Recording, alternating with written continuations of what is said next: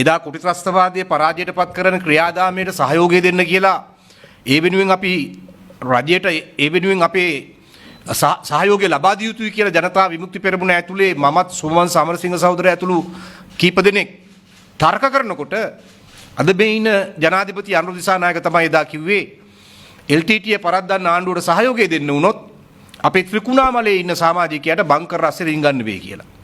ඒ වගේම ආණ්ඩුවේ ආරක්ෂක සහයෝගය නැතුව කවදාකවත් නිදහසේ කටයුතු කරන්න බැරි වෙයි කියලා. ඒ කියන්නේ LTTE ඒ ත්‍රස්තවාදී සටනෙන් ඒ යුද්ධෙන් LTTE ජයග්‍රහණය කරනවා කියන අනියමාර්ථය ඔළුවේ තියාගෙන තමයි ඔහු එදා කතා කළේ. ජනාධිපති අනුර දිසානායක මහතා පසුගිය දිනක රාජ්‍ය ආරක්ෂක අමාත්‍යාංශ වැල් ශීර්ෂය පිළිබඳ විවාදයේදී ඊටාම බරපතල කාරණයක් පිළිබඳව මේ රටේ ජනතාවගේ දැඩි අවධානයට ලක්විය යුතු කාරණයක් පිළිබඳව ප්‍රකාශයක් කළා. ඔහු කිව්වා අපේ රටේ ආරක්ෂක හමුදාව රාජ්‍යයට පක්ෂපාතී වෘත්තීමය හමුදාව බවට පත් කිරීමට තමන් කටයුතු කරන බව. අපි මේ ඔක්කොම වෘත්තීමය හමුදාව බවට පරිවර්තනය කරමු. වෘත්තීමය හමුදාව. අපිට අවශ්‍යයි එහෙම. අපේ රටේ පොලිස් දෙපාර්තමේන්තුවට අපේ රටේ ත්‍රිවිධ හමුදාවට යලි වෘත්තීමය හමුදාවක් කියන තැනට අපි ස්ථාපිත කරන්න ඕන. හැබැයි මේවා වෘත්තීමය මට්ටමේ තිබුණේ කොතරම්ද මේවා? ඒ මගින් ඔහු නොකියා කියන්නේ දැනට මේ වන තෙක් තියෙන්නේ රාජ්‍යයට පක්ෂපාතී නැති වෘත්තීමය නොවන හමුදාවක් කියන එකයි ඒකේ අනිත් පැත්තට අර්ථකථනය වෙන්නේ. අපේ රටේ බුද්ධි සේවාවන් අපේ රටේ හමුදාවන් වෘත්තීමය භාවයෙන් එහාට ගෙනිච්චා. එනිසා අපේ ප්‍රයත්නය මොකක්ද? මේ හමුදාව මේ පොලිසිය වෘත්තීමය ස්වභාවයකට ගෙනීම තමයි ජාතික ජනබලවේගයේ ආණ්ඩුවේ අපේක්ෂාව. මට පක්ෂපාතී නෑ, මට නෙවෙයි රජයට පක්ෂපාතී. ඔබ දන්නවා ජිනීවා මානව හිමිකම් කොමිසමෙත් ඒ වගේම දෙමළ ඩෑස්පෝරාවෙත් ප්‍රධාන චෝදනාවක් වුණේ පසුගිය යුද ගැටුම් පැවති සමයේ ශ්‍රී ලංකා ආරක්ෂක හමුදාවන් වෘත්තීමය හමුදාවකට සරිලන්නේ නැති, ඒ කියන්නේ වෘත්තීමය හමුදාවකින් සිදු නොවන විදිහේ යුද අපරාධ සිදු කරනු ලැබූ හමුදාවක් හැටියට. ඔවුන්ට ඕනුනා මේ මතය අන්තර්ජාතිකව ඒත්තු ගන්වන්න, පිළිගන්වන්න, සනාථ කරවන්න. ඒ වැරදි මතය. දැන් ලංකාවේ ඉතිහාසයේ පළවෙනි වතාවට ජනාධිපතිවරයෙක්, සේනාධිනායකයෙක්, ආරක්ෂක අමාත්‍යවරයෙක් නිර්මාණය වෙලා තියෙනවා. තම රාජ්‍යයේ හමුදාව රාජ්‍යයට පක්ෂපාතී නැති හමුදාවක් හැටියට අර්ථකථනය කරන්නත්, ඒ වගේම මේ හමුදාව වෘත්තීමය නොවන හමුදාවක් හැටියට ප්‍රකාශයට පත් කරන්නත්. අපි අහනවා කොටි ත්‍රස්තවාදයේ වැනි ඊටාම බරපතල ත්‍රස්තවාදයකින් මේ රට බේරගන්න පුළුවන්ද වෘත්තීමය නොවන හමුදාවකට? වෘත්තීමය නොවන හමුදාවකට එවැනි ජයග්‍රහණයක් දිනා දෙන්න පුළුවන්ද? එදා කුටි ත්‍රස්තවාදයේ පරාජයට පත් කරන ක්‍රියාදාමයට සහයෝගය දෙන්න කියලා ඒ වෙනුවෙන් අපි රජයට ඒ වෙනුවෙන් අපේ සහයෝගය ලබා දිය යුතුයි කියලා ජනතා විමුක්ති පෙරමුණ ඇතුලේ මමත් සුමන් සමරසිංහ සහෝදරයා ඇතුළු කීප දෙනෙක් තර්ක කරනකොට අද මේ ඉන්න ජනාධිපති අනුර දිසානායක තමයි එදා කිව්වේ LTTE පරද්දන්න ආණ්ඩුවට සහයෝගය දෙන්න වුණොත් අපේ ත්‍රිකුණාමලයේ ඉන්න සමාජිකයාට බංකර් රස්සේ රින්ගන්න වෙයි කියලා. ඒ වගේම ආණ්ඩුවේ ආරක්ෂක සහයෝගය නැතුව කවදාකවත් නිදහසේ කටයුතු කරන්න බැරි වෙයි කියලා. ඒ කියන්නේ LTTE ඒ ත්‍රස්තවාදී සටනෙන් ඒ යුද්ධෙන් LTTE ජයග්‍රහණය කරනවා කියන අනියමාර්ථය ඔළුවේ තියාගෙන තමයි ඔහු එදා කතා කළේ. දැන් ඒ අනුර දිසානායක අද ජනාධිපති අනුර දිසානායක බවට පත් වෙලා කියනවා අපේ රටේ හමුදාව වෘත්තීමය හමුදාවක් නෙවෙයි, මම ඒක වෘත්තීමය හමුදාවක් බවට පත් කරනවා කියලා. වෘත්තීමය හමුදාවක් නෙවෙයි කියන එකෙන් ගම්‍ය වෙන්නේ යුද අපරාධ කළ හැකි හමුදාවක්.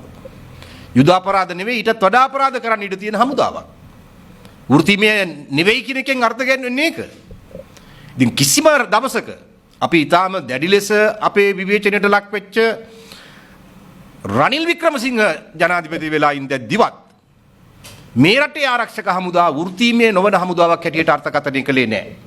මේ රටේ ආරක්ෂක හමුදා වෘත්තීමය නොවන හමුදාවක් හැටියට අර්ථකථනය කරලා එමගින් දෙමළ ඩෑස්පෝරාවෙත් ජිනීවා මානව හිමිකම් සමුළුවෙත් ඒ තිබිච්ච පටු වැරදි අර්ථකථනයට පණ දෙන්න ක්‍රියා කළේ නැහැ. අද අනුර දිසානායක ජනාධිපතිවරයා සේනාධිනායකයා හැටියට ආරක්ෂක අමාත්‍යාංශයේ බාර අමාත්‍යවරයා හැටියට අද මේ රටේ ආරක්ෂක හමුදාවන්ට එල්ල කරන්න පුළුවන් බලවත්ම ප්‍රහාරය එල්ල කරලා තියෙන්නේ. ඒකේ වාසිය අද ඊනියා මානව හිමිකම් කසේ වනන්න උන්නු අන්තර්ජාතික වශයෙන් සහ දෙමළ ඩෑස්පෝරා එකත් ගනිමින් ඉන්නවා. ඉතින් ඒ නිසා ඒ විතරක් නෙවෙයි ඔහු දැන් කියනවා හමුදාව ලක්ෂයකට යුද හමුදාව ලක්ෂයකට කුඩා කරනවා, නේවි එක නාවික හමුදාව මෙච්චරකට කුඩා කරනවා, ඊළඟට ගුවන් හමුදාව මෙච්චරකට කුඩා කරනවා 2030 වෙනකොට. අපි 2030 වෙනකොට අපේ යුද හමුදාව ලක්ෂයකට සීමා කරනවා. ගුවන් හමුදාව 18000කට සීමාවකට එනවා. නාවික හමුදාව 40000කට සීමාවකට එනවා. යුද හමුදාව ලක්ෂයයි, නාවික හමුදාව 40000යි, ගුවන් හමුදාව 18000යි. ප්‍රමාණය අඩු වෙනවා. ඒ කුඩා කරන වැඩේ දැනටමත් පටන් ගන්න තියෙන්නේ. ආරක්ෂක හමුදා සමාජිකයන්ට දෙන බත්පතට සතියකට වාරයක් දෙකක් හම්බෙච්ච මස් ටිකක් දැන් ඒ බත්පතෙන් අයින් කරලා තියෙන්නේ. ඒ වෙනුවට කෙහෙල් මුව අලු කෙහෙල් තමයි කන්න වෙලා තියෙන්නේ. වෙජිටේරියන් කෑම වේලක් කන්න වෙලා තියෙන්නේ. ඉතින් තව ඉස්සරහට යනකොට තව මොනවා මේ කෑම වේලෙන් අඩු වෙයිද දන්නේ නැහැ. අන්තිමට එක තනතුරකින් මට්ටමින් පල්ලෙහා ඉන්නේ හැමෝගෙම ගුවන් මේ પાස්පෝර්ට් එක ගුවන් ගමන් බලපත්‍රය තමන් අතට ගන්න මට්ටමකට හමුදා ප්‍රධානීන්ට තල්ලු වෙන්න සිද්ධ වෙලා තියෙනවා. යුද්ධ කාලෙවත් එහෙම වුණේ නැහැ. යුද්ධ කාලෙවත් එහෙම ගුවන් ගමන් බලපත්‍රය තමන් සන්තකයට ගත්තේ නැහැ. එතකොට මේ කරන්නේ එක පැත්තකින් ආරක්ෂක හමුදා වෘත්තීමේ නොවන හමුදාවක් හැටියට ප්‍රකාශයටපත් කරනවා. වෘත්තීමේ නොවන හමුදාවක් කියන්නේ ඕනම අපරාධයක් කරන්න පුළුවන් හමුදාවක්. ඒ විතරක් නෙවෙයි අනිත් පැත්තෙන් මේක හකුලුවනවා කියනවා. අනිත් පැත්තෙන් බත්පතට සතියකට පාරක් දෙකක් හම්බෙච්ච මස් ටිකටත් තට්ටු කරනවා. මේ ආරක්ෂක හමුදාවන්ගෙන් පලි ගැනීමේ මානසිකත්වයකින් බලය හොබවනු ලැබූ මේ නායකත්වයක්. රාජ්‍යයට පක්ෂපාතී තමයි අපේ ආරක්ෂක හමුදා. රාජ්‍යයට පක්ෂපාතී නැත්නම් රාජ්‍ය ආරක්ෂා කරන්න ත්‍රස්තවාදය පරද්දන්න බෑ, කොටි ත්‍රස්තවාදය පරද්දන්න බෑ. රාජ්‍යයට එරෙහි වෙන හැම තරජනයකදීම මේ රටේ ආරක්ෂක හමුදා කෙලින් හිටගෙන තියෙනවා. රාජ්‍යයට පක්ෂපාතී හින්දා තමයි ගම්වතුරක් ආවම ගම්වතුර විපතෙන් මිනිස්සු බේරගන්නේ. රාජ්‍යයට පක්ෂපාතී හින්දා තමයි සුනාමියක් ආවම සුනාමි විපතෙන් මිනිස්සු බේරගන්නේ. රාජ්‍යයට පක්ෂපාතී හින්දා තමයි නායෑමක් ආවම නායෑමේ ඉරණමට ලක් වෙච්ච මිනිස්සුම ඒ ඉරණමෙන් මුදවගන්නේ. මේ හැම විපතකදීම පිහිට වෙන ආරක්ෂක හමුදාව රාජ්‍යයට පක්ෂපාතී නැත වෘත්තීමය හමුදාවක් නොවේ කියන ප්‍රකාශයේ රටේ රාජ්‍ය නායකයා සේනාධිනායකයා ආරක්ෂක ඇමතිවරයාම කරනවා නම් කියනවා නම් කාට කියමුද මේ අවනඩුව. ඒ නිසා මෙතනින් පේන්නේ වෙන මොකක්වත් නෙවෙයි මේ රටේ ආරක්ෂක අංශ කෙරෙහි පවත්නා වෛර සහගත ආකල්පය. මේ රටේ ආරක්ෂක හමුදා කෙරෙහි පවත්නා බැහැර කිරීම වාදී ආකල්පය. ඒ නිසා මේ ආකල්පයේ සහිත රාජ්‍ය නායකත්වයක් යටතේ රාජ්‍ය ආරක්ෂාවත් රාජ්‍යයට පක්ෂපාතීත්වයත් රාජ්‍ය ආරක්ෂක හමුදාවන්වත් ආරක්ෂා වෙයි කියලා එහෙම නැත්නම් බල සම්පන්න වෙයි කියලා අපි විශ්වාස කරන්නේ නැහැ.